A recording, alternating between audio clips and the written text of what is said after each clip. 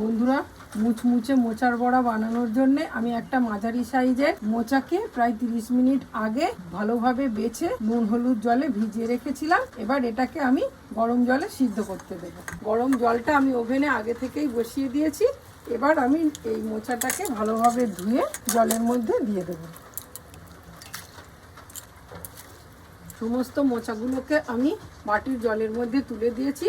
আর এর সঙ্গে আমি এই 3-4টে কাঁচা লঙ্কাও সিদ্ধ হতে দেবো মোচার সঙ্গে। মোচাটা সিদ্ধর সময়ও আমি এতে হাফ চামচ পরিমাণে লবণ আর 1 চিমটি পরিমাণে হলুদ দিয়ে দিলাম। লবণ আর হলুদটাকে দিয়ে আমি খুব ভালোভাবে জলের সঙ্গে মিশিয়ে দিলাম। এবার আমি খুব ভালোভাবে মোচাটা সিদ্ধ হওয়ার জন্য অপেক্ষা করব। আমার মোচাটা এদিকে খুব ভালোভাবে ফুটে গেছে। মোচাটা এদিকে সিদ্ধ হতে থাক। আমি মোচার বড়াটাকে মুচমুচে আর ক্রাঞ্চি করার জন্য পাশের ওভেনে একটা কড়াই বসিয়ে দিয়েছি। কড়াইটা গরম হয়ে গেছে। আমি এর মধ্যে 1 মুঠো চিনেবাদাম শুকনো খোলায় ভেজে নেব। চিনাবাদামটাকে আমি হালকা করে ভেজে নামিয়ে নিয়েছি। এবার আমি কয়েক রকম মশলা একটু হালকা খোলায় ভেজে নেব ওই মোচার বড়াতে দেওয়ার জন্য। এখানে আমি নিয়েছি শুকনো লঙ্কা, গোটা জিরে, গোটা ধনে, মৌরি, গরম মশলা, গোলমরিচ আর জোয়ান। মশলাটা আমার হালকা করে ভাজা হয়ে গেছে। এবার আমি গ্যাসের ফ্লেমটা অফ করে এটাকে নামিয়ে গুঁড়ো করে নেব। মোচাটা আমার পুরোপুরি সিদ্ধ হয়ে গেছে। এবার আমি মোচাটাকে ওভেন থেকে নামিয়ে জল ঝরিয়ে ঠান্ডা করে নেব।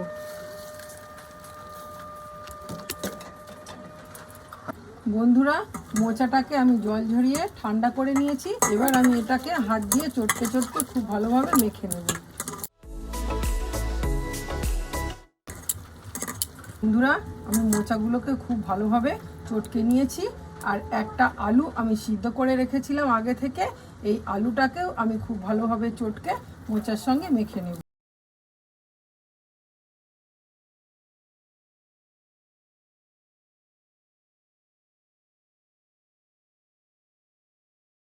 এই মোচার বড়াটাতে আজ আমি বেসনের ব্যবহার করব না। আমি কিছু 1 চামচ পরিমাণ ময়দা আর 2 চামচ পরিমাণ চালের গুঁড়ি এখানে আমি ব্যবহার করব। আমার মোচার সঙ্গে আলুটা খুব ভালোভাবে মাখানো হয়ে গেছে। এবার আমি একে একে মশলাগুলোকে দিয়ে দেবো। প্রথমেই আমি এতে দিয়ে দেবো হাফ চামচ পরিমাণ লবণ, যেহেতু সিদ্ধ করার সময় আমার লবণ দেওয়া ছিল। আর দিয়ে দেবো আমি খুব সামান্য পরিমাণ হলুদ গুঁড়ো। আর দিয়ে দেবো 1 চামচ পরিমাণ চিনি। এখানে আমি যে গুঁড়ো মশলাগুলো ভেজে রেখেছিলাম সেগুলোকেও এর সঙ্গে যোগ করে দিলাম। যে বাদামটাকে আমি ভেজে পরিষ্কার করে নিয়েছি আর বাদামগুলোকে আমি এরকম গুঁড়ো করেছি, এটাকেও আমি এর সঙ্গে মিশিয়ে দিলাম। আর বন্ধুরা, এর সঙ্গে আমি কিছু পরিমাণ নারকেল কোড়া যোগ করে দিচ্ছি। এটা সম্পূর্ণ অপশনাল।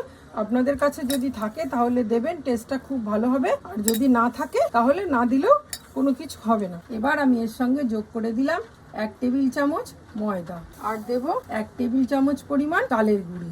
চালের গুঁড়িটা দিলে মোচার বড়াটা খুব সুন্দর মুচমুচে হবে। এবার সমস্ত উপকরণগুলোকে আমি একটু শুকনো করে খুব ভালোভাবে মেখে নেব।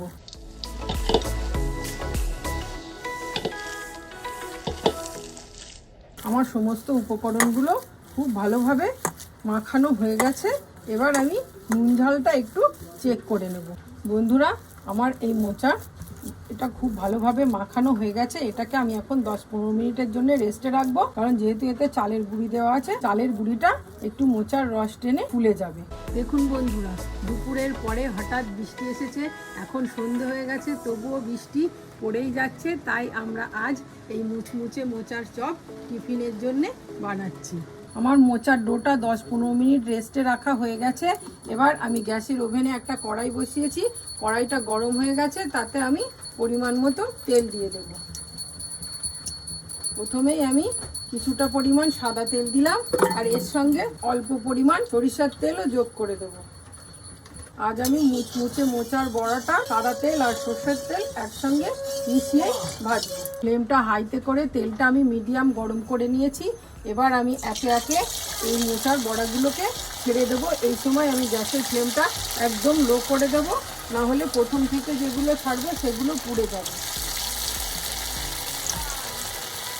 আমি এরকম ছোটো ছোটো করে মোচার বড়াগুলোকে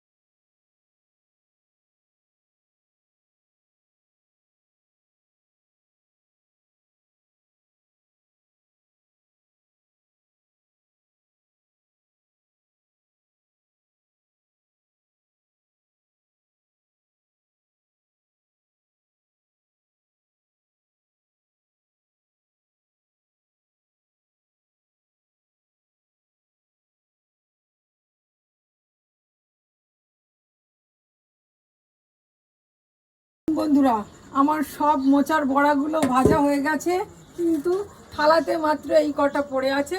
এই কটাকে তাও আমি বাঁচিয়ে রেখেছি থাম্বনেল বানানোর জন্য। তাহলে আপনারা বুঝতেই পারছেন আমাদের মোচার বড়াটা কেমন টেস্টি খেতে হয়েছে। তো আমাদের আজকের ভিডিওটা এই পর্যন্ত। আমাদের ভিডিওটা যদি আপনাদের ভালো লাগে তাহলে অবশ্যই লাইক, শেয়ার ও কমেন্ট করবেন এবং চ্যানেলটাকে সাবস্ক্রাইব করে আমাদের পাশে থাকবেন। নমস্কার।